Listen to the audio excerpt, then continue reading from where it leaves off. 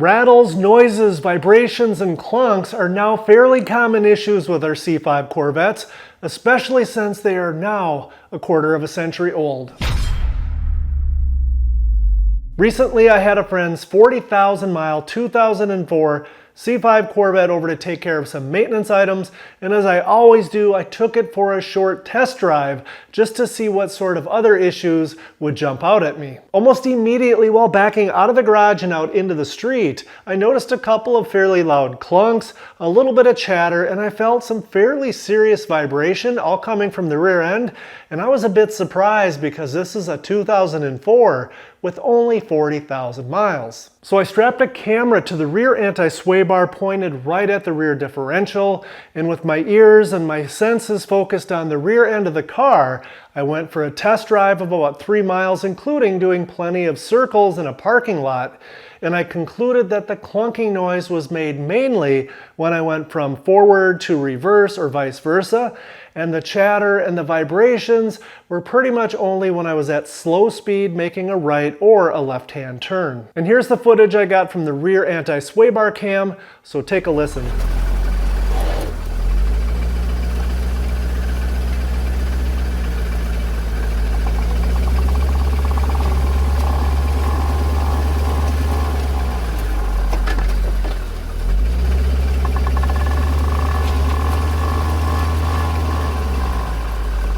Also, accelerating rapidly in a straight line did not appear to generate any extra noise, nor did cruising down the highway at say 50 miles per hour while swerving a little bit to the left and a little bit to the right, which told me we're pretty much not looking at any sort of a wheel bearing issue.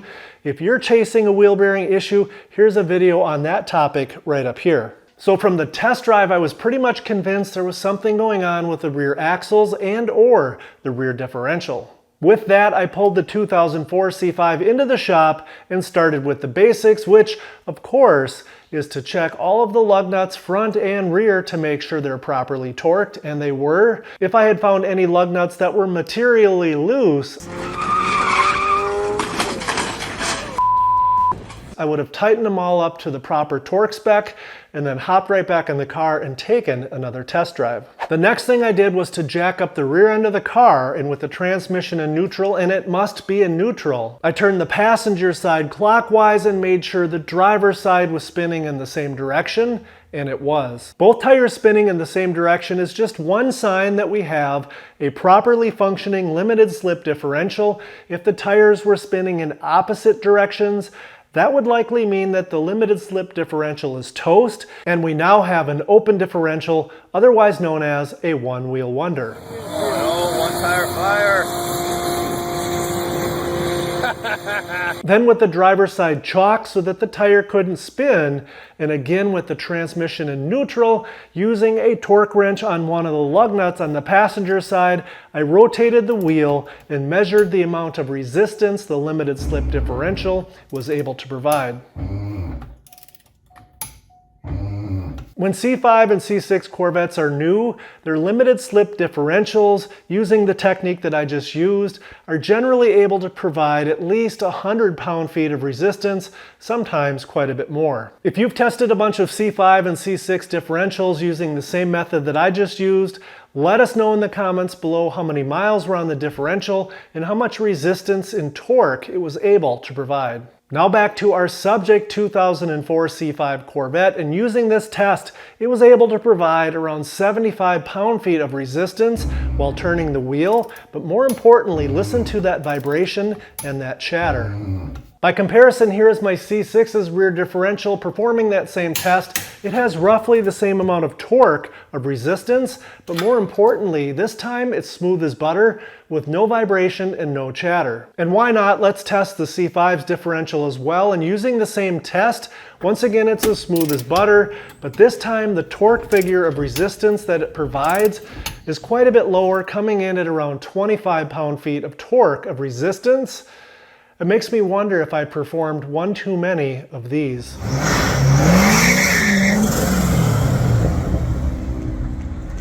All right, so back to our subject car, the 40,000 mile 2004 C5 Corvette.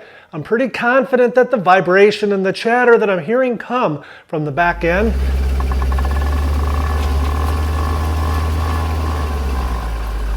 is being caused by friction modifier in the rear gear lubricant that is no longer working as it should, or less likely there's something that has failed inside the differential. We'll go ahead and drain and replace the differential fluid in just a moment, and of course at the same time I'll inspect the fluid for any signs of debris or chunks of material that might be indicating a mechanical failure. Before we do that, let's check one other thing first, well, two actually, and that is to make sure that both of the axle nuts are still properly torqued. On C5 and even C6 Corvettes, unfortunately, it is not uncommon for the axle nuts to become loose over time.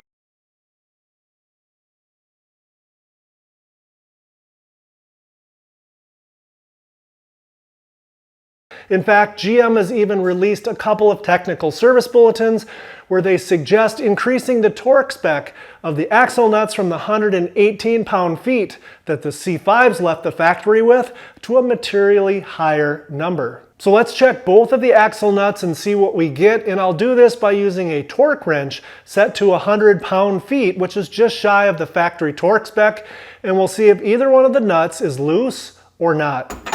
All right, we've got the torque wrench on here. Oh my goodness, look at how loose that is. That is not acceptable. I'm just going to go to 100 pound-feet because I'll talk to the owner. These are torque to yield nuts. See if he wants to put new nuts on, or I can run the old ones up with red Loctite to 140. It's his call. And let's check the passenger side axle nut as well. That one's pretty tight. That's pretty close to 100 pound-feet. So just the driver's side was super loose, like maybe 20 pound-feet, if that. I talked to the owner and explained the situation to him as well as my recommendation, and he agreed to proceed with leaving the passenger side nut as is since it was not loose. And on the driver's side, I'm simply going to remove the corrosion from the axle threads with a wire brush, then remove and discard the old nut. Apply plenty of red Loctite to the axle shaft threads, and finally install a brand new nut and torque it down to 140 pound-feet of torque. Next, let's tackle changing the differential fluid, but first I want to make sure it was at the proper level, which I suspect it will be as I do not see any signs of excessive differential fluid leakage. And no surprise, the fluid level is about perfect, so let's go ahead and drain it by removing the plug at the bottom of the differential. Always make sure you drain stuff into a clean bucket. That way when you drain this fluid, if there is any metal or bearings in there, you don't have to wonder, did it come from this differential or did it come from something else? So that's super clean.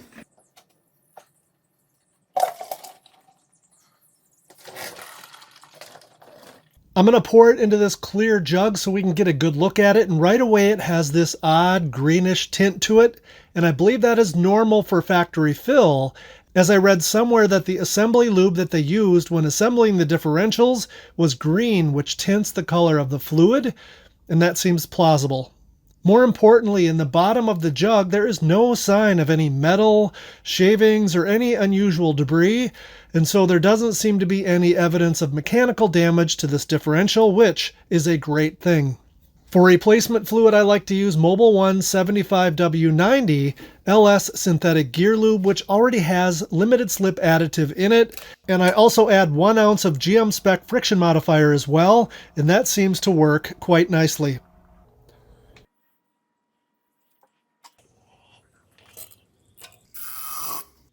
If you don't have one of these fluid pumps, I'll leave a link in the description below, as they are definitely a lifesaver. Fill the differential until the fluid just starts to run out, and then insert the plug and tighten it back up, and you're done. I took our subject C5 out for another test drive, and the clunking noises were gone, and the vibration and chatter subsided quite a bit over the course of the 10-minute test drive, which included stopping at a couple of parking lots so that I could drive a couple of figure 8 patterns, which again allow the limited slip differential to work. Exercising the limited slip during this test drive was important, and by driving those figure 8 patterns in the parking lot, it forces the limited slip clutches to move on each other, and they are under a lot of pressure, and by getting them to move by taking lefts and rights, it helps to allow that new fluid with the friction modifier to get in between the discs where they can work their magic. By the time the test drive was over, the clunking was gone and quite a bit of the vibration and chatter was diminished, and I suspect over the next 100 miles or so, it'll continue to quiet down back to normal levels, and hopefully the owner will chime in the comments below and let us know. Now let's switch gears back to my C5, and as you may recall from just a few minutes ago, with one wheel held stationary, the manual transmission in neutral, it only took about 25 pound-feet of torque to spin the other wheel. This definitely means my C5's limited slip has some wear, and on the C5s there's also some washers in the limited slip differentials that are well known to crack, and this can lessen some of the preload on those clutch packs as well. So this may or may not be part of the reason that the torque readings when I did that torque test were not higher. That having been said, the main thing I want to know is my limited slip differential working or not? Every year at the beginning of the Corvette driving season here in Minnesota, I make a point of testing the limited slip differential in the C5 by going out and doing a 15-foot burnout, and then going back and looking at the marks left in the road and making sure that there are 2 stripes on the road instead of just 1. That is a decent test, but it doesn't tell us if both of those rear tires were spinning at the same speed. If only if there was a way to know for sure. Well, actually there is a way, and by hooking up my Autel MK900 bidirectional scan tool, we can actually see the exact wheel speed of all 4 of the C5 Corvette's wheels, which will allow us to tell for sure if those rear tires are spinning at the same speed or not, and here's how the test is done. Connect the Autel MK900 to the C5's OBD2 port like you would with any other scan tool, and then hit the Auto Detect VIN button. Hit Chevrolet, confirm your VIN number, select your transmission, confirm the info looks good, hit Diagnostics, Control Unit, ABS, Live Data, Anti-lock brake system, and finally check the boxes for each of the 4 wheels' speed. Then hit the Graph Merge button. I already went for a spin and collected plenty of data, so let's take a look. Here's the data from the first test where I simply drove a counterclockwise circle in a parking lot. As you can see, the 2 left wheels turn slower, as they should, than the passenger side wheels as they are traveling less distance. Next, here's a graph where I pull out, making a left-hand turn, and bust the rear tires loose. As you can see, the rear tires are both turning at the same speed, and since they are both turning much faster than the fronts, they're definitely spinning. Next is a simple 15-foot burnout from a dead stop, and as you can see, again, both rear tires are turning significantly faster than the fronts, and they are both spinning at about the same speed. And finally, here is a wide open throttle hit at the top of first gear where both of the rear tires bust loose. And this time they are both turning faster than the front tires, but there is a slight difference in the speed at which they're turning. Hopefully you found that interesting and informative, and overall, I'm pretty much satisfied that the C5's limited slip differential is doing a decent job of putting the power to both tires every time I mash the fun pedal. If you've had any interesting C5 differential or rear axle issues you'd like to share, drop it in the comments below. I'd love to read about it. If you learned anything from this video, go ahead and tap that thumbs up. And most of all, thanks for watching.